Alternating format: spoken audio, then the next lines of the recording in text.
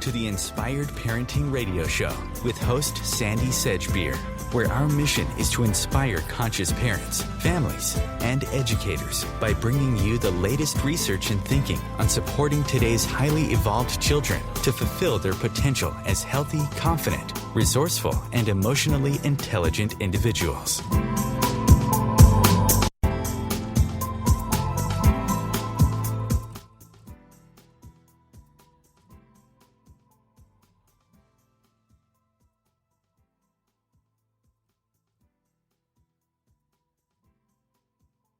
The world our children are living in is a good deal unhealthier than the world their parents and grandparents grew up in. For instance, did you know that according to new research, returning to school after a summer or winter break causes a 30% spike in headaches among children aged 5 to 18 years? Or that the prevalence of asthma and allergies among children has become an increasing problem in the last few decades.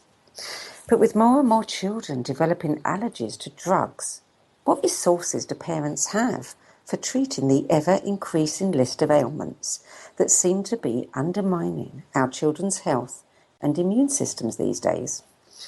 According to tonight's guest, there is a simple, safe, natural, and most importantly, drug-free solution for many seasonal and everyday complaints, as well as a range of long-term chronic conditions that modern medicine still can't claim to have a cure for. Despite having a rich history of success, however, homeopathy, which has been beloved by members of the British royal family for over 200 years, often gets dismissed as being, at best, a mere placebo, or at worst, gross quackery.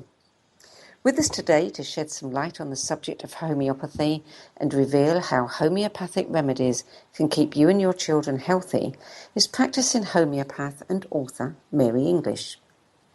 Born in London and educated in Switzerland at the American International School of Zurich, Mary English is an author, astrologer, and practicing homeopath, the editor of the Travelling Homeopaths Collective's newsletter, and past editor of the Student Homeopath. Mary's latest book, A Little at a Time, Homeopathy for You and Those You Love, is designed to help people understand this gentle, natural, no side effects therapy and be able to use homeopathy at home safely for everyday complaints. Mary English, welcome to the Inspired Parenting Show. Hello, Sandie. Thanks very much for having me. Mary, you were the resident astrologer for the bi-monthly Green Parenting magazine, The Green Parent, for 5 years, and you spent 2.5 years doing the stars for listeners on BBC Radio Somerset. You're also currently on the Hannah Murray Show on Talk Radio Europe in Spain. Before we talk about homeopathy, tell me a little bit how homeopathy and astrology might work together. They're pretty complementary to each other in that they are looking at the individual. The thing I like about personal astrology is that we make an individual chart for each client, and that's very similar to homeopathy, is that we're looking at the individualness of the person. By all means, you can divide the whole of the world into 12 signs of the zodiac, and equally you can just, prescribe maybe a few of the main 10 remedies that are more famous. But what I like particularly about the two things is the individualness of it, being able to treat the actual centre of the person rather than just the peripheries.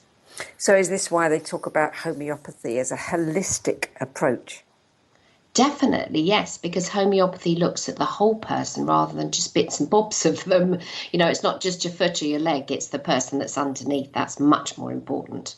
So tell us a little bit about the background to it. I mean, what is homeopathy, how and why it works, and most importantly, why it deserves to be a part of every family's medicine cabinet?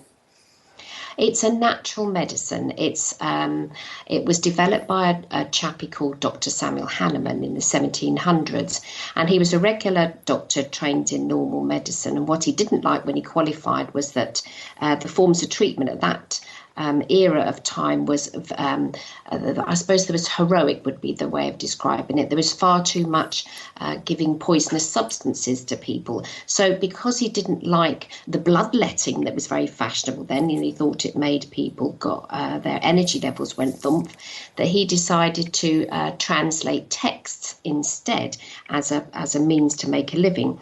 But in translating a particular text by a guy called Cullen about a particular remedy that was good for malaria, the chappie who'd written the book said, "Oh, this particular remedy is good for malaria because it's bitter."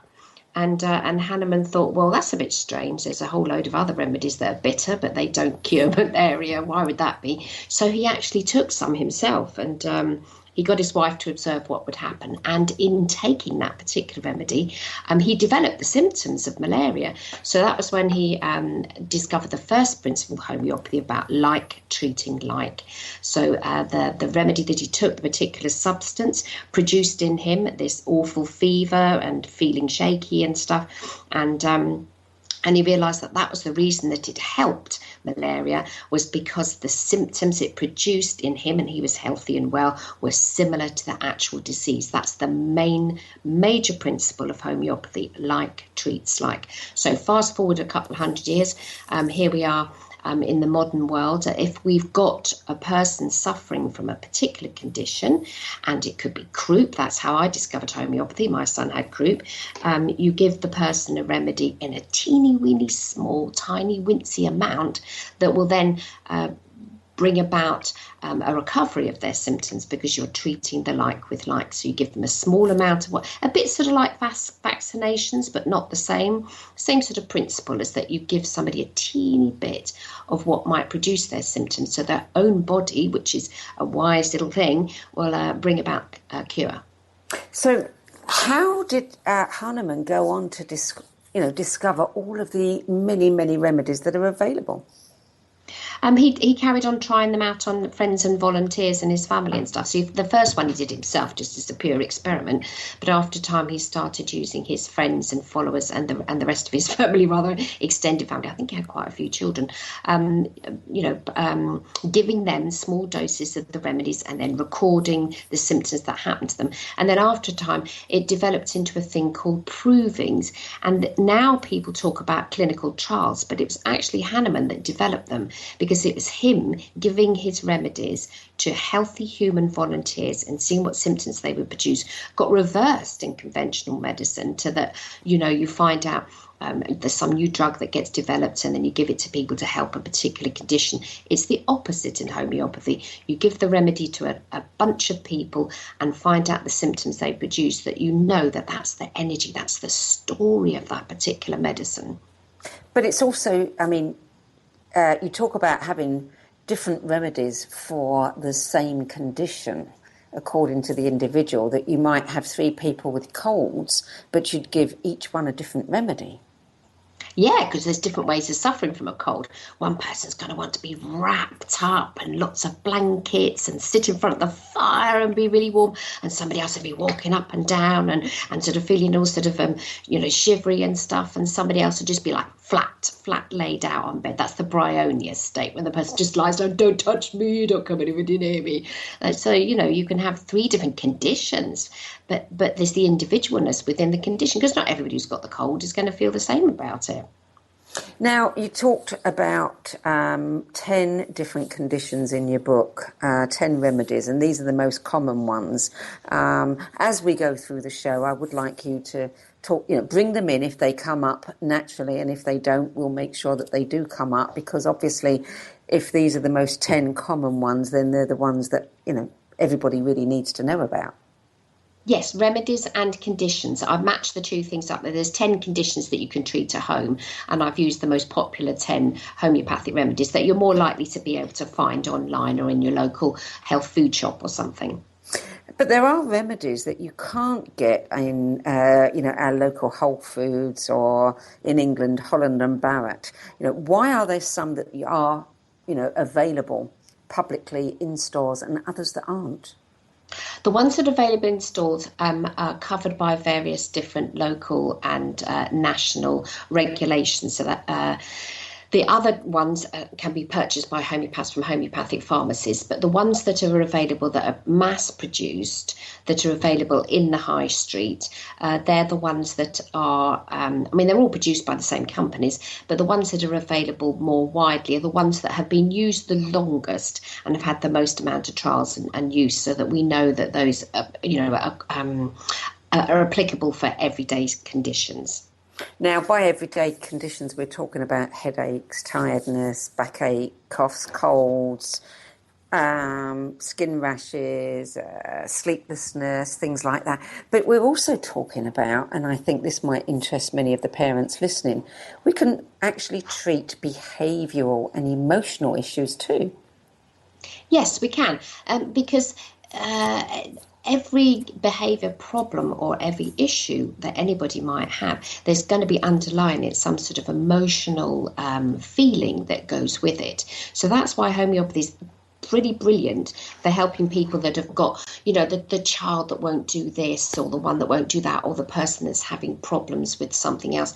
And I think homeopathy is fantastic for helping with emotional issues. And I do actually, in my practice, I've specialised in, I don't know if you've heard about indigo children, but yes. I've specialised in the treatment of those. So children that have got certain different behavioural or emotional issues. I don't want to use the word disorders, it's just an issue. Homeopathy is brilliant for helping those. Well, I've actually used homeopathy with pets, which rather throws the placebo effect idea out of the window, because they have no idea what they're getting. And it's been very successful, and I've used it for pets who've got emotional issues, or they're particularly scared. Pets that are scared easily, timid pets, etc. They get spooked easily, and the results have been amazing. It's very good for pets. Well, we're going to go to a break now, Mary. You're listening to the Inspired Parenting Radio Show. I'm Sandie Sedgbeer, and my guest is British author and practicing homeopath, Mary English. After the break, Mary will tell us about constitutionals and how anyone can safely use homeopathy to treat minor everyday ailments. We'll be back in a few moments, so don't go away.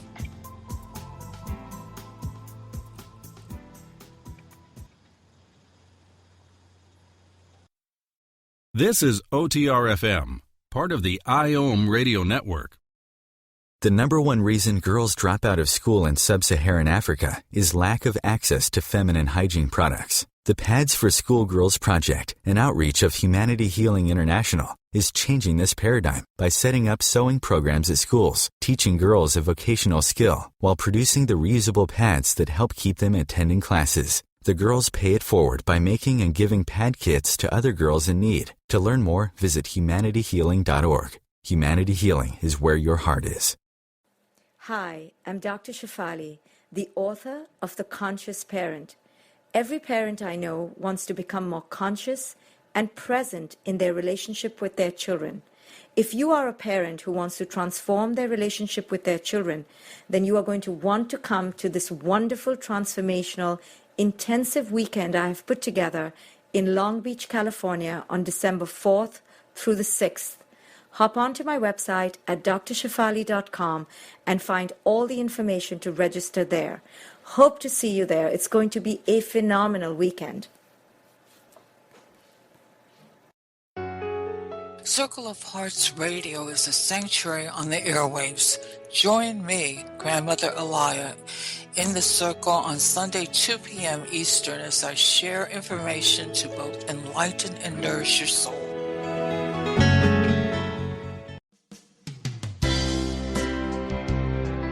This is Terry Van Horn, and I want to invite you to join me for my weekly radio show, Hailing Light, on OMTimes Radio, every Wednesday at 6 p.m. Eastern Standard Time. On Hailing Light, we want to bring love, light, and blessings into your world. You can find out more about us at www.healinglightonline.com. Blessings. This is OTR-FM, part of the IOM radio network. Welcome back to the Inspired Parenting Radio Show. I'm Sandie Sedgbeer, and I'm speaking with author, homeopath and astrologer Mary English about how homeopathy can be a parent's best help, especially during the winter season. Mary, tell us about constitutionals. What are they? A constitutional remedy is one that helps the whole of the person rather than just the bit of them. That's the thing that people, and in fact I found most difficult when I learned about homeopathy. So you can treat a condition like a cough or a cold or a sore throat. There'll be various different remedies that help with that. But a constitutional prescription takes into account not just the condition that the person's suffering from, but assists their actual personality. So making a comparison here, just like in astrology, we've got the 12 signs of the zodiac, and maybe somebody's a Taurus and they're steady and dependable and whatever. In homeopathy, we can do something similar. We can prescribe a remedy that helps the whole of the personality of the person as well as the condition that they're suffering from. And that's a far better way of prescribing because it's supporting the person in their uniqueness and their wholeness rather than whatever it is that they've got wrong with them. So would there be, say, one constitutional for me, or would there be several constitutionals? $6 million question. At the moment, at this particular moment in time, there'll be one constitutional for you. However, people can change their constitutionals throughout their life. So maybe when you were little, you really liked crisps and you liked jumping and taking lots of exercise and diving out of aeroplanes and stuff. And then as you get older, maybe you sort of slow down a bit and you prefer, I don't know, listening to music and playing the guitar and stuff. So there might be some sort of change within your personality as you get older and you've had children and you slow down a bit. So therefore your remedy might change. And there's a lot of discussion in the homeopathy world about whether or not the core person of who you are inside ever changes. And I think it doesn't change that much. Your constitution can change maybe because you've had a divorce or you've changed a job or you've moved house and you're under lots of stress. And then when you get back to who you are again, your constitutional, your inner self comes out more.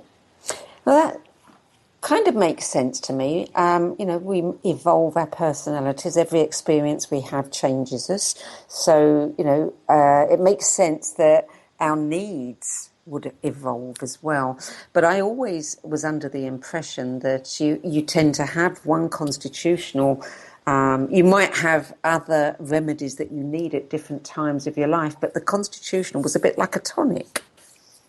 It can, I say, some people can stay the same constitutional for the whole of their lives, but I have treated people and they have altered because what seemed to be their constitutional remedy at the start of prescription, after so many months, their inner self is illuminated and then comes to a fore. So whether or not their constitutional has changed or the homeopath has suddenly sort of clicked and found out who their inner person is, that's a debatable point. And yes, I quite agree. The deeper constitutional section of a person, their inner self, that can't alter. But it does take quite a time to find it, because you don't always just on first meeting somebody know exactly everything about them. How long does it take to find out what somebody's constitutional is? Well, a first consultation with a homeopath is normally about 90 minutes, an hour and a half. Sometimes, homeopaths can stay with their clients for a couple of hours to start with. Sometimes people come straight through. I mean, I give clients a questionnaire before they come and see me, if they want to fill it out. Sometimes they don't, and I'll just, ask them questions in the consultation. But there are certain things that you can ask to be able to find out more about the person. And a lot of homeopathic questioning is, what sort of weather do you like? When's your best time of day? What foods do you like? What makes you happy? What makes you sad? It's quite detailed questioning. That quite different from how, the kind of questions that you get from your average GP. Yes, exactly, because all they're going to ask you when you go to the doctor is about the condition itself. They're not going to even ask anything about, they probably don't even ask, they might not even ask if you've had it before. And they're not going to ask you about you either. And unfortunately, especially in the UK, in a GP practice, you're lucky if you're in there for more than 5 minutes. 7-10 minutes, wow, you're going to be celebrating that you're in the office for that amount of time. So nobody can get to the bottom of anything in such a short space of time, which consequently results in the UK people revisiting their doctor more than once. If that time was allowed for the patient, they had an hour's consultation, it would slice out loads and loads of money off the NHS, I'm sure, for the fact that people have got to keep going back. I do think it's important in homeopathy to get to the constitution. It's a two-way process. I could sit there and ask gazillions of questions and you could rabbit the answers to me. It's much better to have a free-flowing conversation of what is it that makes this person the way they are? What is their deeper self? What makes them happy? Who are they? And when you get the conversation is really flowing, then, the light bulb moment goes on with the homeopath and they can get to understand the inner person better. Sounds a bit like, you're a detective. Yeah, it feels like that sometimes. Because after a consultation, homeopaths are dreadful. After a consultation, you've got to do so much work. You've got to get all your books out. You've got to do a thing called repertorising. You've got to look in your materia medica. When you come to the consultation, you're just sitting there with bits of paper. But I don't think a lot of people realise how detailed homeopathic prescribing is. You don't just pick a number out of the sky. You've actually got to go and research that person and their personality and where they're coming from. I have to give a plug for homeopathy because I've got a couple of stories that, in my own experience. And as I said, I've used it for many, many years with animals, with my children. I've used it for stage fright. I've used it for, ailments, all kinds of things. I started suffering from very, very severe and frequent migraines out of the blue back in 2002, and it went on for several years, and it was just debilitating, and it got worse and worse, and I tried everything. I tried acupuncture, you name it, I tried it. None of it worked. Then I went to see a homeopath, and after 2 hours of asking questions, she gave me a remedy that I wasn't familiar with, and within 2 weeks, I took the remedy twice, once a week, 2 weeks, I never had another migraine.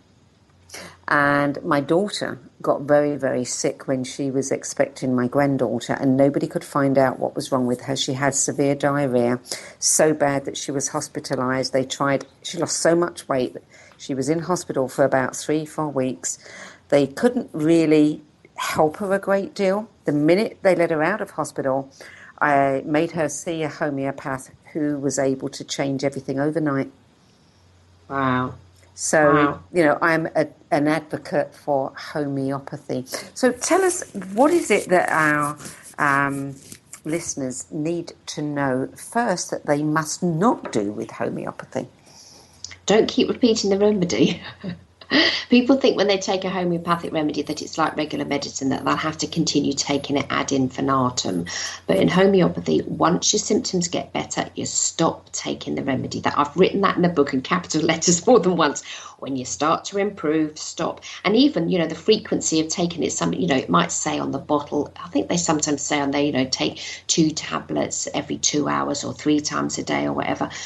But if your symptoms are starting to improve, it's energetic medicine. You're looking at the energy of the person, the energy of either the person or the condition that they're suffering from. And if it's starting to alleviate, you don't need to keep repeating. You need to slow down and stop. Tell us a little bit about the some of the remedies that would be, good old standbys to have in the medicine cabinet. Arnica. If you haven't heard of arnica, you haven't heard of anything. Arnica is the fabulous one. Kid falls over, bangs their head, arnica.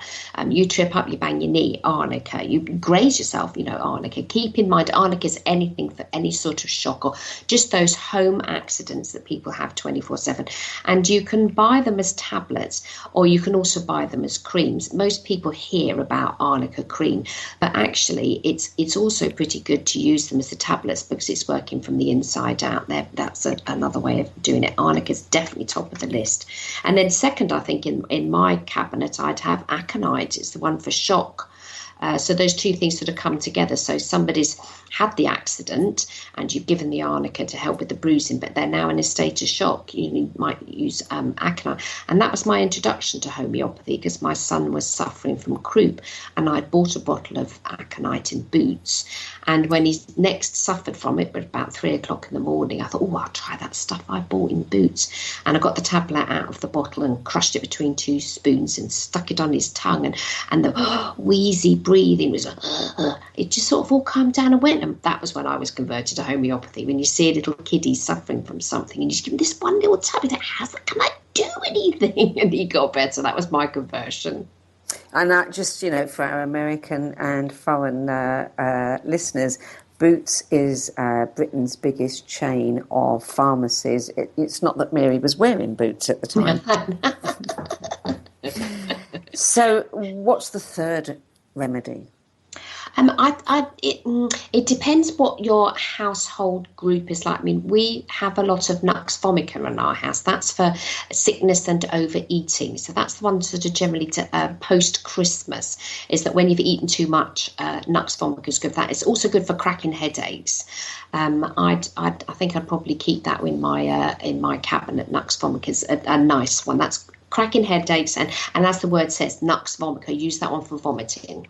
Well, it's interesting you mentioned after Christmas. Nux vomica was the standby that I gave my daughter one Christmas Eve and Christmas morning, where she was a teenager and she'd partied too much, woke up with the most awful hangover, was hanging over the bed, throwing up, and it spoilt her entire Christmas day. The only thing that helped was Nux Vom. Yes, fabulous. Yeah, it is a very good remedy. And what about the next one, Mary? I'd probably keep belladonna as well. That's good for, I'm just helping a lady at the moment. Her little baby's having lots of high fevers. Belladonna's a pretty good one for when the kiddie's getting really, really hot. Now, obviously, keeping in mind, don't use home prescribing if your child is really ill, right?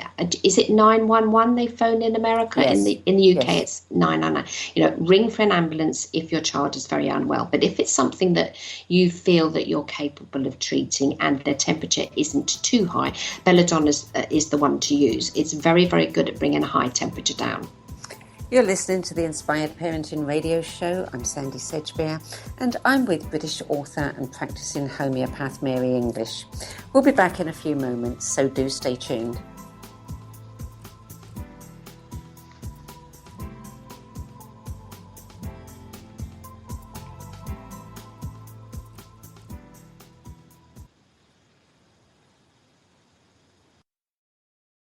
You're listening to OTR-FM, part of the IOM radio network.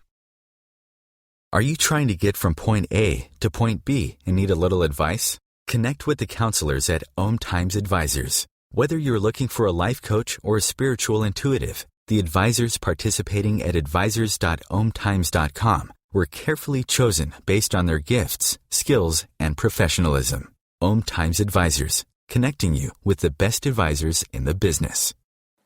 Hi, I'm Dr. Shefali, the author of The Conscious Parent. Every parent I know wants to become more conscious and present in their relationship with their children.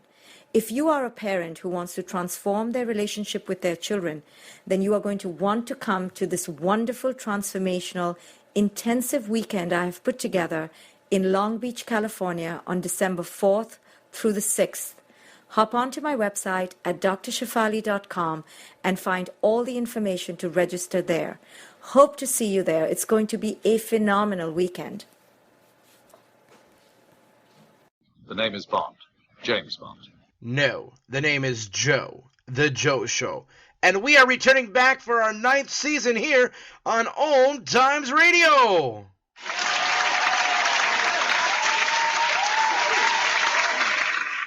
So tune in every Wednesday night, 9 p.m. Eastern, 6 p.m. Pacific, on OMTimes.com/mobile. You can take us wherever you go.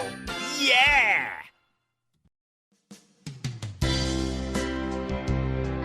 This is Terry Van Horn, and I want to invite you to join me for my weekly radio show, Hailing Light, on OMTimes Radio every Wednesday at 6 p.m. Eastern Standard Time. On Healing Light, we want to bring love, light, and blessings into your world. You can find out more about us at www.healinglightonline.com. Blessings. This is OTRFM, part of the IOM Radio Network.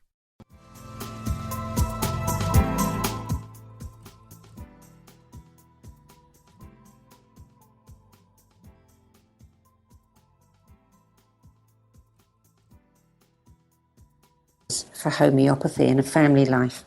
Mary, we talked earlier about some of the conditions that you cover in your book. Childbirth and early parenting features in your book. Do you have a particular attraction towards, working with children and young parents? Definitely. I mean, I'm a mother myself. My son's grown up and left home, but I remember what it was like being a parent and sort of having gazillions of questions and nobody to be able to ask them to. And also the thing that annoyed me is the wrong word. The thing that used to frustrate me a lot when I was an early parent was that it was too much drug orientation when you took a kiddie to the doctor. And I'd only just recently discovered homeopathy after my son was born, so I was very aware of that there are other ways of treating children that don't involve mainstream and dangerous drugs, and homeopathy is fabulous because it's gentle and really, really useful for children. So what about behavioural issues? You mentioned that you've treated a lot of the indigo children, and the indigo children do seem to come with a specific set of challenges or unique behavioural expressions in many cases. How can homeopathy help there? Like we were talking earlier about the constitution of prescribing, it's the same idea when you're helping a child with a behaviour issue. Now, I don't think that, certain children are born with certain conditions, but there might be things that happen later. I tend to think of as a behavioural issue as something that happens later on. It's not something that's directly there from birth. So it might be in response to maybe a parental separation or challenges at school or lots of other brothers and sisters, or maybe moving house a lot, or maybe the death of a relative might cause a behavioural issue. And one of my early clients that I treated, that I wrote about in my book, is a little boy that came to see me, and he was sleepless, but he also was incredibly angry about just about everything. And it transpired in the consultation that he had a younger brother that had been born deaf and blind, and I think his little brother couldn't talk either. And this little boy had died very early on, but my client's child, the little boy that came to see me, had just had this and he was an indigo, had a knowing about this little baby brother of his, and knew when he needed to communicate with him, he'd just touch him, and he knew that his little brother would understand him. But the boy that I was treating, the behaviour issue was because of sleeplessness, because he'd got into his mind that he was probably going to die if he fell asleep. There was a lot of linking going on there. So what happened in the consultation, we got to the bottom of it, and I prescribed him a remedy, and he recovered, and it was just a few days later he fell asleep, and he fell asleep so deeply his grandmother thought that something dreadful had happened to him, because he'd just never been so calm before. That was a really lovely case to treat. What would you do? I mean, in some cases, children, particularly, some of the kids that are struggling with behaviour issues or sensory issues, they can't explain themselves very well. Could you treat the child through the parent? Oh, yes, because, I don't treat children on their own unless they're over 18. And even then I might get their parents to accompany them if they're sort of, between 18 and 20. The parents are obviously going to be the spokesperson for the child.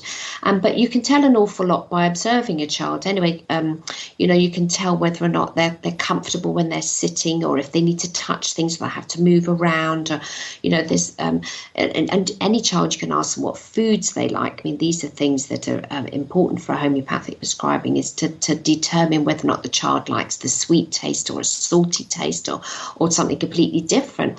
Calc carb, the remedy, these are the children that eat mud out of the garden, and just sort of, when they're little, will just sort of chew on really weird things. That's the remedy calc carb, which is made from the centre of an oyster shell. So, in a consultation, it's perfectly possible to find out about the child from the parent and also from observing the particular child themselves. But does the child have to be there? I much prefer to meet the child, yes. And even if I can't meet them face to face, I'd like to see them on Skype. I do think it's a little bit more tricky to never actually meet the person, because it's a bit like being blindfolded. I'm a very visual person, so I personally do actually have to see the child. That's me. So you couldn't treat a child by proxy? I think that would be really hard. I maybe other people can, but I don't think I could. That would be an interesting one, give the pill to the parent and see if the child gets better. Oh, I see. Yes. No. Well, that has happened, and you can do that. And especially when mothers are breastfeeding, you can give the remedy to the mum to help the kiddie. I've done that quite a few times, but I have met the child. But whether or not you could give a remedy to... is the child still at home, the one we might be thinking of? No, I'm just not thinking of any specific child. I'm just, thinking. Yes, I did do that once, and that was a person that contacted me by email, and I think I spoke to her on the phone once, and this was an indigo prescription again, and the particular boy in question refused to have any treatment. It was a very, very challenging case, and it was challenging with a capital C, and I did send the remedy to the mother, and the mother had the remedy and the child didn't. So it's interesting you just mentioned that, but it doesn't happen very often, and it's normally situations where the child is very, very, very wounded, I think is the word to use, and he was very suspicious and would be checking the emails and didn't like his mother to talk on the phone, so she had to ring me when he was at school. And yes, I did I gave the remedy to the mother to help the particular boy, and that took a couple of months, but we got there in the end.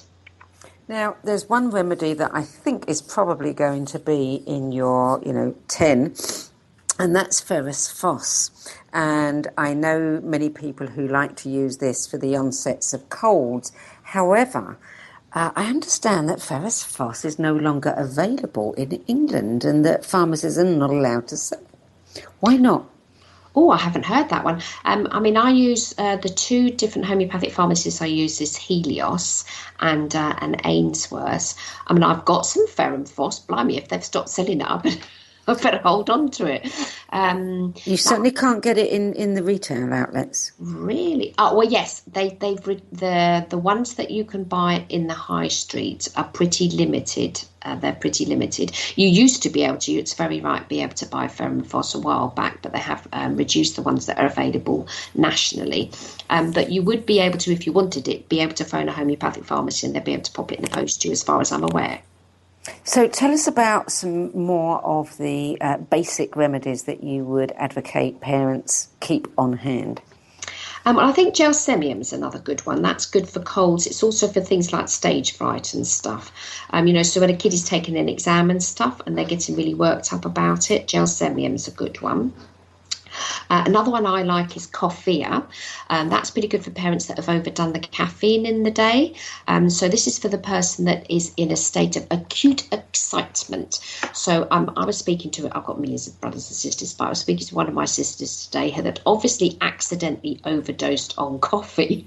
and she was all in a flap and a flather about a set of keys had gone missing, and that would have been an excellent prescription. Coffee is for that. So that's either when you've drunk a load of cappuccino or coffee, or what's that really strong coffee called? Not cappuccino. What do they call it? I'm not a coffee drinker, so I can't tell. Yeah, there's one that they drink and it's really, really strong, but that's the one to have for that coffee. If you've drunk too much coffee, or if you're excited about something, so excited you just can't calm down, I'd definitely consider coffee as a good one. Any more? What else do I like? Sulphur's nice. That's a good one for children that have got, they're very, very hot. They can be a bit sort of dirty. They don't mind getting sort of food all over the face and stuff. And they've got dreadful eczema or psoriasis or something. Sulphur's a great one to have at home. And yeah, so that's for sort of skin conditions and itchiness. There's a lot of itchiness with sulphur. What about, I've just completely gone blank then. Do you have a remedy for that? I'll probably use maconite because I'd be scared, yeah. Yeah, my question was right there on the tip of my tongue and then it disappeared. What was I going to ask you? It's very late at night here in England where I'm doing the show from this month, so you'll have to forgive me. Okay, so you also talk about emotional disturbances. Is there, one that's better than any other, or does it really depend on the specific issue? If I had to tell you, it would be Ignatia. I've talked about this remedy and written about it so much. This is the one I would take to the desert island with me. Ignatia is absolutely fabulous for what I call emotional upsetment. So somebody's emotionally upset about something, get Ignatia. Now, it sounds very similar to echinacea, the herbal remedy for coughs and colds and things, but it's Ignatia, Ignatia. So that's the one where the boyfriend's left you, your husband's not turned up, somebody's forgotten your birthday, you've been let down by somebody, you're really, really upset about some awfulness that's happened. Ignatia is absolutely fabulous. It probably is the one that I prescribe the most for people when they first come and see me, because they're in a big emotional state about whatever's happening, and that is brilliant for calming things down and letting you still feel the emotion and still feel it, but not, still be able to function. Well, we're about to go to another break. Mary will tell us about the other remedies that she recommends for physical problems, mental problems and spiritual difficulties when we return after this break. So do stay tuned.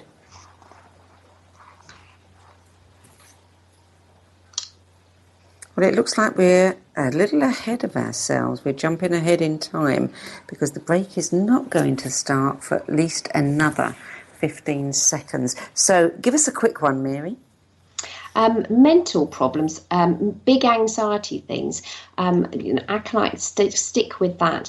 But the other one is arsenicum. That's a very, very good one for when the person's pacing up and down and really, really worrying. So I'd keep some arsenicum knocking about. Is that from arsenic? It is, yes. Wow. So, well, when we come back from the break, you can tell us if there are any side effects that we have to be aware of. We'll be back in a few moments. So once again, stay tuned.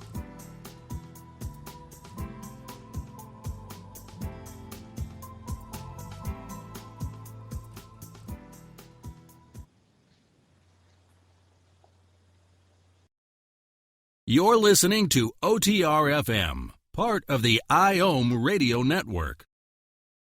As difficult as it is to believe, there are places in Africa where human traffickers sell albino children and their body parts for use in magic rituals. Humanity Healing International is actively working in Uganda to change this paradigm. The Albino Rescue Project finds albino children who are at risk and places them in safe schools and environments where they can learn and grow free from fear. To learn more or to sponsor a child, visit humanityhealing.org. Humanity Healing is where your heart is. Hi, I'm Dr. Shefali, the author of The Conscious Parent. Every parent I know wants to become more conscious and present in their relationship with their children. If you are a parent who wants to transform their relationship with their children, then you are going to want to come to this wonderful, transformational, intensive weekend I have put together in Long Beach, California on December 4th through the 6th. Hop onto my website at drshefali.com and find all the information to register there. Hope to see you there. It's going to be a phenomenal weekend. Matt Connerton here. Join Jen Coffey and I twice a week for Matt Connerton Unleashed, a political talk show that's a little different than what you're used to. No liberal or conservative agenda here, just an honest dialogue about truth and how things really work in the world of politics. Matt Connerton Unleashed, every Tuesday and Thursday night at 11 p.m. Eastern on OMTimes Radio. Circle of Hearts Radio is a sanctuary on the airwaves. Join me, Grandmother Elia, in the circle on Sunday 2 p.m. Eastern as I share information to both enlighten and nourish your soul. This is OTR FM, part of the IOM Radio Network.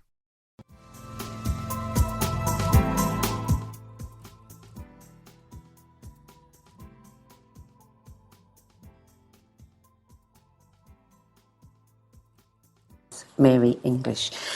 Mary, you have suggested remedies for mental problems. Is that not a tricky area to get involved in? It's mental problems as in the sense of mental stress. I'm not suggesting for 1 minute that anybody self-prescribes for a major mental condition. But stress is a rather well-suffered thing. There's plenty of people that suffer from it. So there is a chapter in the book about that. But it's also about mental health in general and how, unfortunately, people that have got a mental health problem are rather categorised, which homeopathy they're not.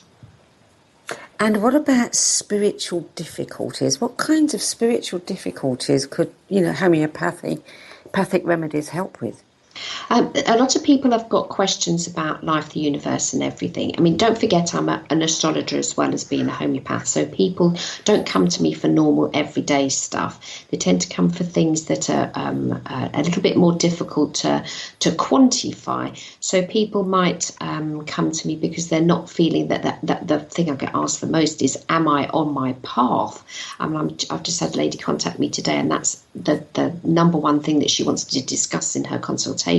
Am I on my path? And if I'm not on it, how can I be on it? But there's quite a number of remedies that help with that. Aurum is one, the remedy made of gold. That's just fabulous for helping you connect to your higher self. And I wouldn't suggest just going out and buying it just there and then. You'd have to read up a little bit more about the remedy. But the remedies that are made from the valuable metals are very, very good at helping people on their spiritual path. And even the ones that there are remedies even made from things like helium and hydrogen. Because in the provings of those remedies, what came up so much for them was that the higher connection for the particular persons. You actually do provings yourself, don't you? I love doing provings. They're great, yeah. So what are you working on proving at the moment?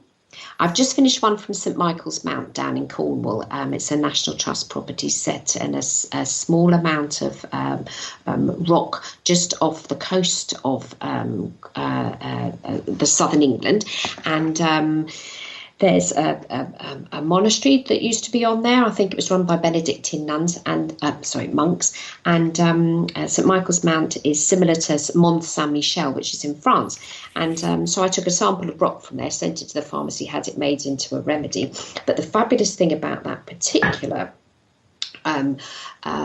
remedy was that the place itself, to get to it, you have to walk across a path, and twice a day the path is covered by the ebbing sea. So the sea comes in, goes out, comes in, goes out, and twice a day the path is completely obliterated by water because you can't walk across it. And so what happened when we gave those to the volunteers, they were trying to find their path, path as in their higher self, because that the remedy made them made's the wrong word, but the remedy guided them towards connecting with their higher self. But they felt as if they were being blocked for whatever reason, because that's what came up in the remedy. So that was the last one that I did. But mine are a little bit sort of rather left of centre. They're not quite normal things. Most people sort of make remedies about sort of a bit more everyday stuff. I like to capture the essence of a place that people have visited for higher reasons. I mean, I haven't done Stonehenge. I wouldn't be able to do that, but I have done another stone circle that's in our end of the world, and stone circles were created for people to connect to their higher self. Well, that's really interesting. I mean, and are you doing this based on intuition? Do you get a hunch about something and then decide to see if you can prove it? Yes, definitely. Sometimes people do send me remedies and ask me if I'd have them made into remedies and then do a proving of them.